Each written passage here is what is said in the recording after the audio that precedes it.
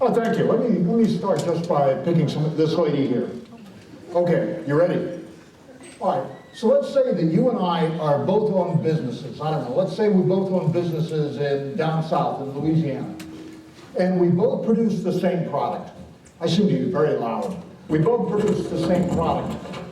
Both produce the same product, using the same equipment, etc.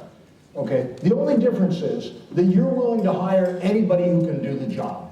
If man, woman, any racial and ethnic group, you're willing to hire anybody who can do the job. Whereas I will only hire people who look like me. My question for you is, which one of us is going to have, which one of us will end up with lower cost of labor, lower wages? Yes, absolutely. To put numbers on it, you're hiring from a much larger pool, and you might be able to hire workers for $6 an hour. We're in Louisiana after all. Whereas I only hire people who look like me, I might have to pay $7 an hour. So if you have lower wage costs, which firm is going to be more profitable? Is it your company or my company? Yes, I agree. Your company, lower wages, you're going to be more profitable. This is what the market does. The market punishes discrimination, punishes bigotry. If you are prejudiced towards workers or your employees, to your customers, to your shareholders, then the market is going to punish you back. Okay. Now consider the role of a minimum wage. Or not. Maybe don't. Consider the role of a minimum wage. What's the minimum wage right now? $7.25. So let's say a minimum wage law is passed. You used to be able to get workers for $6. I had to pay $7. This gave you an advantage because you were not prejudiced. But now the requirement is that everybody pay $7.25 for the wages. What happens to your competitive advantage? It's gone. It's gone. I'm no longer punished for being prejudiced. You're no longer rewarded for being willing to hire anybody who can do the job. So, nice theory. But is it true? Well, consider going back to 1948. In 1948, the minimum wage in the United States was 40 cents an hour. 40 cents an hour. Now, who works at the minimum wage? Well, it's people generally going for their first job. They may not have experience. They may not have a lot of education. Teenagers, usually teenagers, their first job is going to be a minimum wage job. Well, if you look at 1940, the unemployment rate among black teenagers, the unemployment rate among white teenagers was almost exactly the same. But the minimum wage keeps increasing. It's increased 23 times since 1940. If you go to the Great Recession of 1982, the worst downturn we've had since the Great Depression, you'll see that the unemployment rate among black teenagers was twice as high as that, as white teenagers in 1982. And in fact, if you look at last month, October 2016, the unemployment rate among black teenagers is still twice as high as that among white teenagers. So here we had this very desirable outcome. We want to have a minimum wage to allow people to be able to support their family, even if they're starting off in their first job. And yet this very desirable outcome made another problem worse. The minimum wage, desirable in itself, reducing racial discrimination, desirable in itself, but the minimum wage has made the racial discrimination problem worse. So what went wrong? What went wrong? Well, Amartya Sen won the Nobel Prize, and he put the following problem like this. He said, okay, think of yourself, you have a job to do, and the job the nature of the job is it can only be done by one person, and it's a $500 job. So you're going to hire one person in your village to do this job, and you do a little research and you discover that there's 3 people in your village who can do the job, Danu, Buchanan, and Regina. So they can all do the job. You don't have enough money to hire 2 of them. It's a one-person job. You're not rich. So what should you do? You should flip a 3-sided coin, and whoever wins gets the job. So you flip your 3-sided coin, and up comes Regina. So you start walking over to Regina to knock on her door and tell her the good news. And on your way there, you run into a friend of yours. And the friend, you tell him what you're doing, and your friend says, well, you're right. The 3 of them can do the job. But did you know that Danu was definitely the poorest of the 3? Not only is he poor, but his family's been poor for generations. Much poorer than Buchanan, much poorer than Regina. My question for you is, you were going to give the job to Regina because you flipped the coin. But now you know that Danu is by far the poorest. Do you change your mind? Do you give the job to Danu? Where's the lady? Right here. We need a decision. Yes, okay, all right, so I turn around and I walk across the village. I promise not to persecute you anymore. I walk across the village to over to Danu to give him the good news he has a job, but I run into another friend of mine. And my friend says, you know, what you heard was absolutely right. Danu is the poorest of these three. But his family's been poor for generations. He's become reconciled to his poverty. Buchanan, until recently, was middle class. His poverty is recent. He's not as poor as Danu, but he can't cope with it. In fact, many of Buchanan's friends believe that if he doesn't get a job soon, he's going to commit suicide. Now, I don't want an answer, but should you give the job to Danu, the poorest? Or should you give the job to Buchanan, who is desperate and may commit suicide? Or Regina, after all, won the toss? Well, you decide, I'll give it to Buchanan. So you're walking over to Buchanan, you almost got into his house, and you run into your friend. Now, fortunately, you only have 3 friends, so the story's going to come to an end. You run into a friend, and the friend says, yes, Danu is the poorest, and Buchanan is desperate, may commit suicide. But did you know that Regina suffers from a medical condition?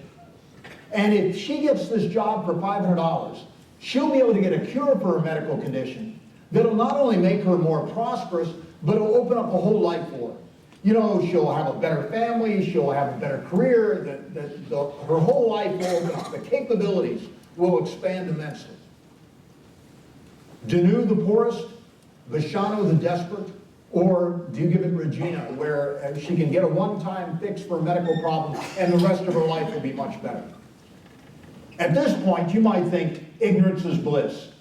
It would be better if I didn't run into my friends, if I could just flip a coin and go to whoever won. But your knowledge now has a responsibility. You have to act on that knowledge.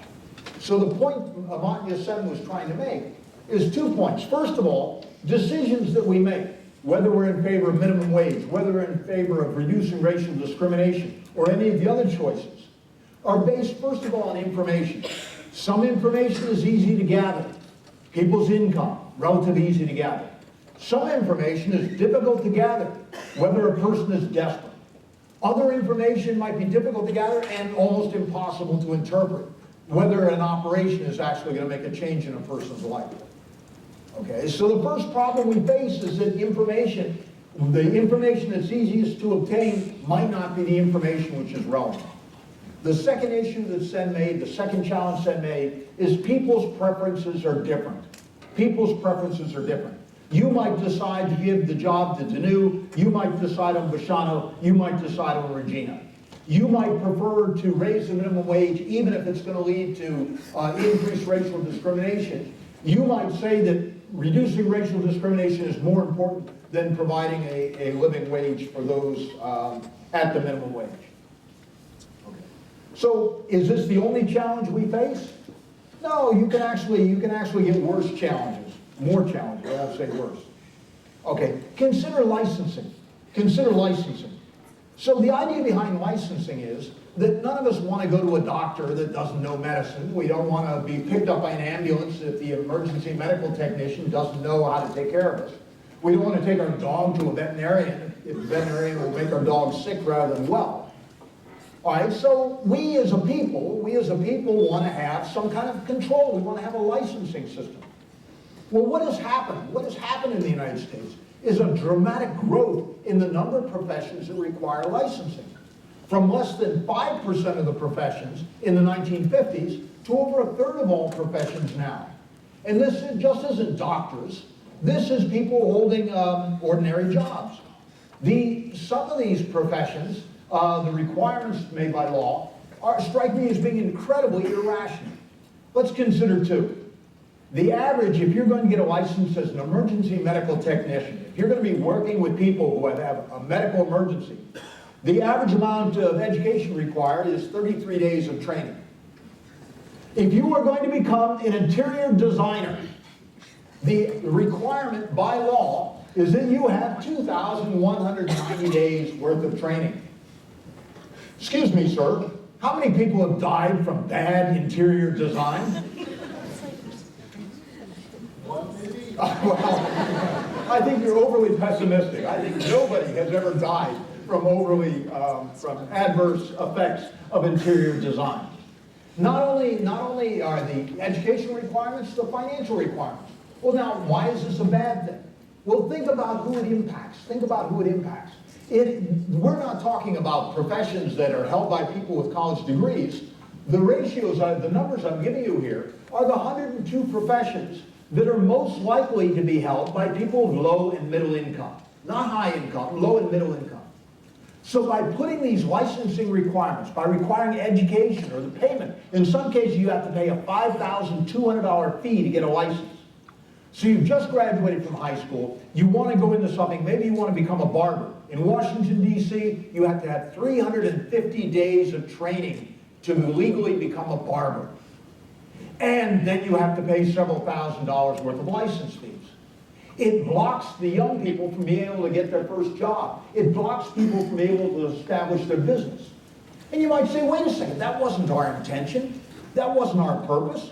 We just wanted to make sure that the guy in the ambulance knew how to treat a heart attack. And how did this happen? Well, the problem is this, is that if we don't do something ourselves, we create institutions. And when we create institutions, we create incentives. And this brings us to, or maybe it doesn't. Yes, this brings us to another economist, James Buchanan. And the point he makes is that institutions create their own incentives. Okay, 2004. 2004, you had that terrible tsunami that hit South Asia. Okay, 167,000 people died in Thailand and Indonesia. And so I went out there to help coordinate the rescue effort. One of the things I did not realize about a tsunami is that earthquakes kill a lot of people, and they leave a lot of people who are injured. Broken arms, broken legs, crushed chest, a lot of injuries. Tsunamis are not like that. Tsunamis, they either kill you, or you're probably okay. You were either drowned or swept away, or you're probably all right. The number of broken legs, broken arms, crushed chest, very, very low. Okay, so Banda Aceh was in the the western part of Indonesia, and it was wiped out by the tsunami. Within 2 weeks, 6 international charities had established hospitals in Banda Aceh. And these hospitals were incredible. Standing outside the tent, the air is bad, the water is bad, the electricity doesn't work, there's rats. You step inside the tent and the air is clean, the water is hot and clean, the doctors and the nurses are first class. It's like stepping into Johns Hopkins or like stepping into the Mayo Clinic. The problem was, tsunamis, they either kill you or you're all right. Those 6 hospitals didn't have enough patients. In fact, at the end of week 1, there were actually doctors and nurses getting bored, wandering the streets of Banda Aceh, trying to find people and drag them back to the hospital. Hey, I noticed you're walking with a limp. Come with me. Okay. So I'm in the office one day, and the gentleman walks in. I think he was Belgian. It might have been Dutch. The gentleman walks in, and he says, I'm the director on the advanced party of a hospital that's coming from Belgium. And we were told to check in here before we set up our hospital in Banda Aceh. And my boss comes in, and he surprised me. My boss comes in and says, look, he says there are 6 hospitals in Banda Aceh, and there's not enough patients. He said, up in the hills, there are people who have never seen a doctor. Never. He said, I'll do this for you. You're coming into the international airport with all your doctors and nurses and equipment. My boss said this, I will give you the helicopters. We will transport you up into the mountainside. I will transport generators so you have electricity. I will provide fuel every day for your generators. I'll provide food to feed your people. You stay up there as long as you want to, and when you decide to leave, I'll provide the helicopters to bring you back to the international airport. And the guy for the Belgian hospital group, he said, wow, I never even thought of this. This is fantastic. He said, let me call the home office, and I'll get back to you tomorrow. Well, the next day he came in, and he said, well, I talked to the home office, and I told them about your offer, and they said, set up the hospital in Banda Aceh. Anybody want to tell me why? Why? Because how do charities raise money? They raise money by being seen doing good. Not by doing good, but by being seen doing good. All the world's media was filming Banda Aceh. And so the management back in Belgium said, look, if you set up your hospital in Banda Aceh and we get on evening television in Belgium, then 62,000 people will donate, which will give us the money that we can use to respond to the next disaster. You go up into the hills where there's no cameras, where there's no media, we won't be able to raise money for the next disaster. So a 7th hospital was established in Banda Aceh. When we create institutions, institutions have their own incentives. And their incentives may diverge from the incentives of the people who established them. I think if we could have called those 62,000 people that donated to that charity and asked each one of them, should we put the hospital up in the hills? I think all of them would have said, yes, take the hospital where it's most needed. But we didn't have that option. Or rather, the charity didn't have that option. So we ended up with a 7th hospital in Banda Aceh. So what harm is done by or rather, how does this occur then? Let me say, good. How does this occur then? Well, you don't directly provide licensing. You rely on the state of Pennsylvania. You rely on the national government. You rely on regulatory authorities. And their incentives are different from yours.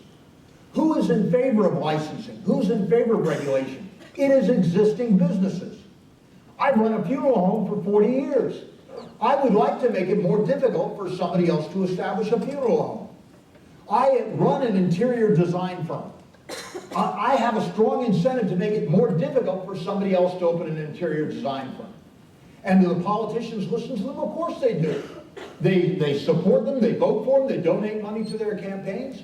How about the regulatory authority in Harrisburg? If you're regulating one industry in Pennsylvania, how big a staff do you have? 4.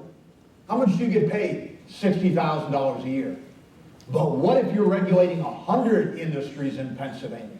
Now your staff will be 100, and you'll get paid 6 figures plus. So we create institutions. Institutions have incentives. And that's the end of my time? Okay. We've created an institution, and the institution has incentives which disagree. Okay, so what can be done? I'd like to say 3 things. First of all, humility. There's a lot we do not know. They talk about states as being the laboratory of democracy. You've got a great idea that's going to make the country better. Good. Try it out in 1 or 2 states. Let's see if it works there, and then expand it. Let's not say, I understand the way the world works, and expand it. Second one, subsidiarity. Have things work at the lowest possible level, if possible. If you're thinking of feeding hungry people, the best way of doing that is go to work at the soup kitchen in Allentown. Think about that. You will be there to judge the quantity of food, the quality of food. You will be there to make sure that the people who come to that soup kitchen are treated with the respect that you would expect them to be treated. Okay, if you think, well, I'll create an institution to provide meals in San Francisco, then you have the problem that the incentives of the institution and the incentives of yourself might differ. And finally, reversibility.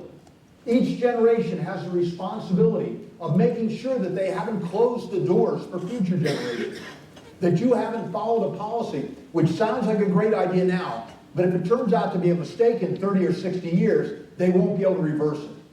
I guess what I'm asking for is for humility. Is ignorance bliss? No. Ignorance is painful. Ignorance is painful. But I think the greatest harm in this world is done by those who have no doubts. The greatest harm in this world is done by those people who have no sense that they're ignorant in any subject. Thank you.